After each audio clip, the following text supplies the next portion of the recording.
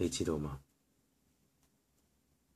曾經我話過我唔會鍾意你，更加唔會愛上你，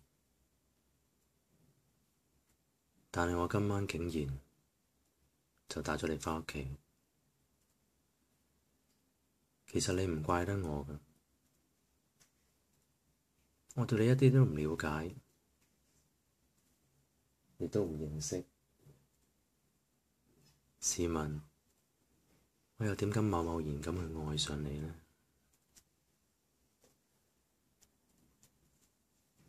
曾經你畀我嘅感覺係好斯文，但係唔知由幾時開始，你竟然變得野性起嚟，開始鍾意皮嘅味道，開始鍾意皮嘅野性，仲成日有意無意之間喺我面前不經意咁露底添。試問我一個正常嘅男人，又點能夠抵受得住嗰種誘惑呢？今日我決意咁去愛上你，希望你會明白，我並唔係霎時嘅衝動，因為我都需要付出嘅。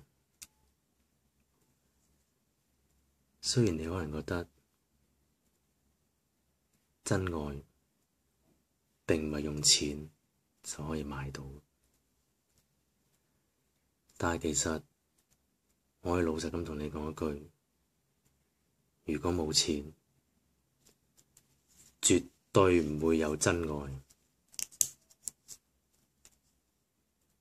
希望你明白，希望你知道1967並唔係粗口，其實內裏係有含義喺度嘅。哎呀，唔好意思，將你報大咗數先。其實應該係1957先啱，所以我話我點敢貿貿然就咁愛上你呢？